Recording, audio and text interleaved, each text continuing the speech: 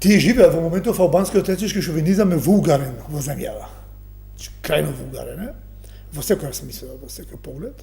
Во дерогирање на институциите, во непочитување на правото, правдата, непочитување на авторитети на државата, партизација комплетна, албанизација на институциите, па дури влеговме во верски шовинизам, видовме, имаме обиди за исламизација на школи, дури во Кочани, во Белрово, па каму да не зборам во Тетово и во Гостивар.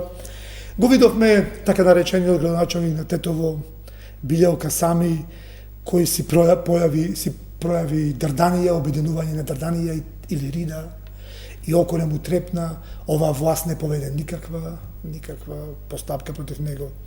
Имаме тешки навреди, што е кривично дело по сегашниот кривичен законник, кон Македонија и македонскиот народ од наши македонски граѓани, етнички албанци, и заевизмот го промени законот за државјанства, и сега му го отвори просторот во меѓувреме дека ние тука говориме последниве месеци, десетици илјади тешки албански шовинисти, антимакедонисти, па и исламски радикалисти од Турција добиваат македонски државјанства.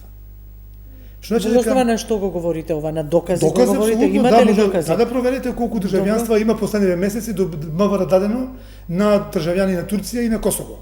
Откаде сега тој наплив, сметате дека е тоа сега зголемен број на со промена на законот за државјанство, тоа го направи заевизмот, ова власт, сега сам из Меќарска, тоа го направи по барање на и уцени на Гаши, мислам, и Алтернатива, и ДУИ, и сега има еден тип таму од Америка, кој вика благодарам на, не знам, кој политичари албански од Балканот и на Аллах, добив македонско државјанство за конечно да можам да ја рушам таа вештачка држава Славо Македонија.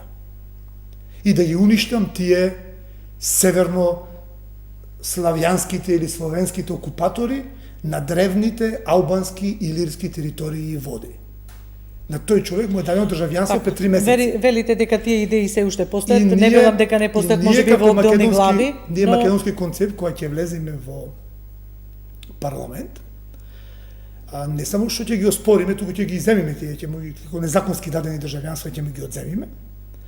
А и вработувањата во администрација направени на база после фалсификат попис 2021 година и фалсификуван балансер во администрацијата, сите вработувања после пописот навака, со тој лажиран балансер во администрацијата, ќе бидат прогласени за нелегитимни и ќе бидат испуштени од работа.